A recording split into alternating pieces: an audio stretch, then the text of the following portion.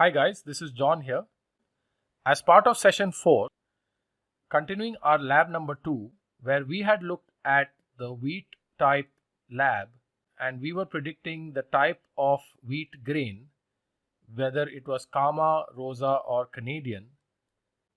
And as part of lab number 2, if you remember, we had looked at this data set which had 208 data points. So we performed the lab and we tested the output, and if you remember, this is the output that I got. You might get a slightly different output. The reason is because the machine decides what kind of data to take. So don't worry if you got a different value here. So let us start. Now in today's lab, the most important factor that I am going to cover and explain is the fact that data impacts accuracy. So now let us look at that. So what I'm going to suggest is we have prepared a few data sets and let's go through that. So first let us revise that in the wheat kernel data set we had 208 data points. Now let us say I reduce the number of data points, means I am feeding lesser data. I am feeding lesser data to my machine, and let us check if the quantity of data has any impact on my accuracy. So we are checking if the quantity of data has any impact on my accuracy. Let's go ahead and check. So first we will go ahead and look at a data set called 60% data miss, which means that I have removed 60% of the data, which means I have 84 data points. So let us see if it impacts the accuracy of my algorithm. So my previous accuracy was 92.86. Let's go ahead and run this and see. So I will say select file, and I will say kernel 60% data miss. So we have reduced the data set. Click on open. It's being said I'm using it. Okay, so I will get rid of this. But remember that we have 84 data points which we need to test. So I will close this and I will run this on my machine. And I will select 60% data miss, open.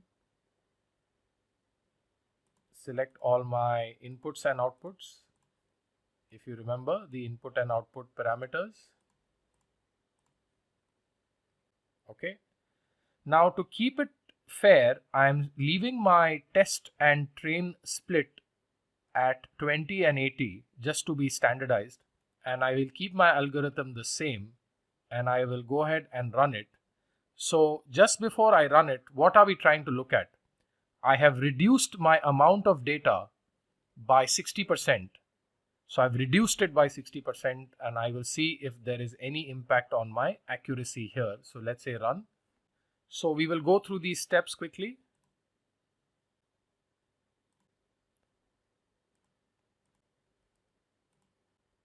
So now if you see, the accuracy has come down from 93 to 88. So definitely there is an impact on accuracy. Now what you should do is go ahead and click on test model and enter the values from the output data sheet. In the output data set here, if you remember from lab number 2, I had asked you to perform this experiment and I hope that you've done it. Now what I want you to do is use the same parameters and enter those values here and check if you get a right answer or a wrong answer and fill that value here. So we will use this column and call it predicted 60, and I want you to put in these values here and test those values and see if you get the right prediction and perform this exercise. You will definitely see that some of the answers are wrong because the accuracy has come down and I want you to perform that exercise. So if I go back and see that the accuracy has come down, now I will show you with another data set where we have 80% of the data is missing, which means that, let me walk you through that, which means that I have only 20% data, which is around 42 data points. So I have drastically reduced it from 208 to 42. So I've reduced that, and when I run this through my machine, I have to close this. Now let us run this through my machine.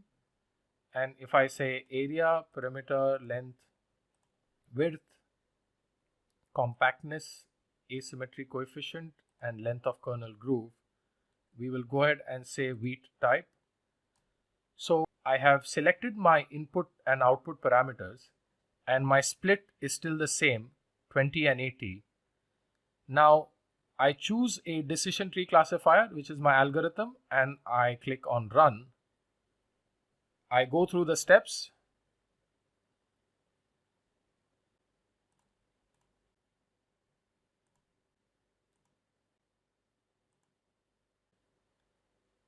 And now if you see, the accuracy hasn't changed much, because for the machine, a drop from 60% to an 80% reduction will not matter a lot.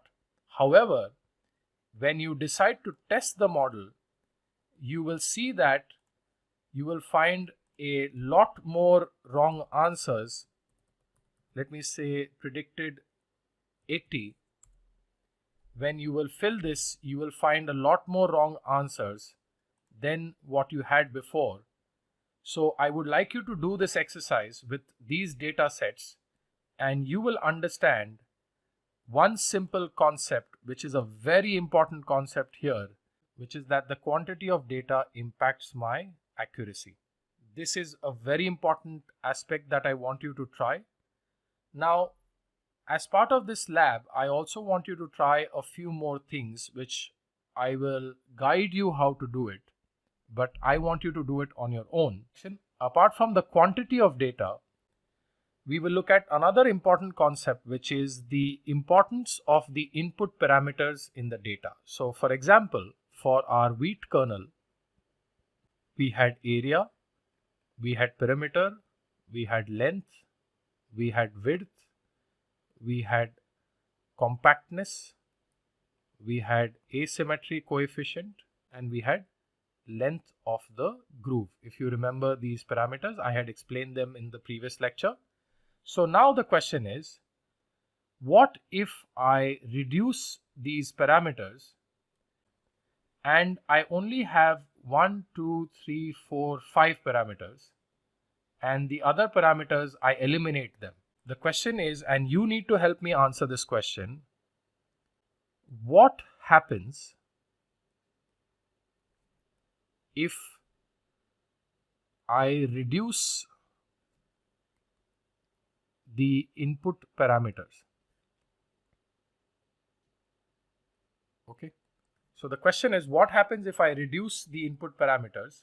So in this case, I have a data set where 2 of the attributes are missing. So I only have area, perimeter, compactness, length of kernel, and width of kernel. I don't have my asymmetry coefficient, and I also don't have my length of kernel groove. So I've knocked off 2 of the parameters. So I would like you to run this through the machine, and let's see how it works. So let's go back. I will say select file, and I will select 2 attributes missing and say open, and select area, perimeter, compactness, length of kernel, width of kernel. And as you see, the other parameters are missing, and I will select my output as wheat type, select my algorithm, and click on run. Now let us go ahead and click on step 1 and continue through all these steps.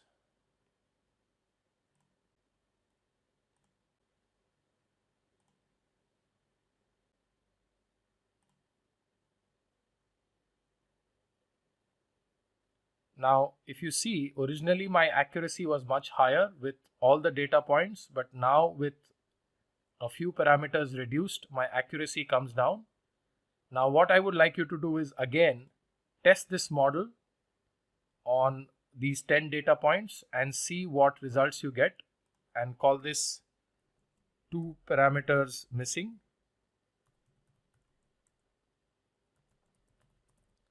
Okay, so fill in these values, and then you should do the same thing for 3 parameters missing, and that data set has been provided to you here.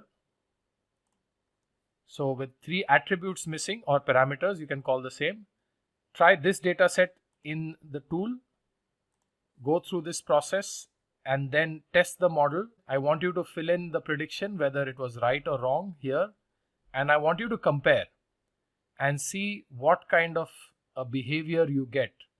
So I want you to check for 2 very important points here and tell me as part of this sheet, does my quantity, when I say quantity, I mean my data quantity, does my data quantity affect accuracy, which was the first part. The second part, do my input parameters, or I should say do all my input parameters impact accuracy? So I want you to try these 2 points. And third, what I want you to try is, if you remember, we were splitting the data 20/80. Now what I want you to do is, for all these situations, which is predicted 100, predicted 60, predicted 80, 2 parameters missing, 3 parameters missing.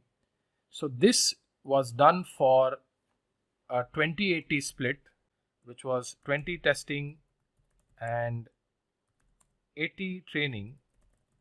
So what I want you to do is now try all of this, and I leave it up to you to check whether, how does it function if I do a 50/50 split? Is there any change on my accuracy? So go ahead and try that. That's another exercise which I want you to try, which is important. Now, if you change this, you will see you should make a note of the accuracy and confusion matrix, and also check whether your machine is getting the right answer or not. Okay, this is very important. And then basically what I want you to do is go through the classification, and last, if you have the full version of the software, I would like you to try changing these algorithms. So I would like you to try all these different algorithms and see which is the best one, which has the highest accuracy for this data set. So I want you to perform all these exercises and see how this data performs and how this algorithm performs. So this concludes our session number 4. I hope this was an exciting session for you guys, where you did a lot of hands-on experience. Please go ahead and finish the exercises which I asked you to. At least you must change the data volume and look at how these parameters are predicted on your machine. Then you can try changing the testing and training ratio. And third, you should try to change the algorithm and see how that functions. Okay, guys? I hope this lecture was clear for you. I'll see you guys in the next lecture. Thank you.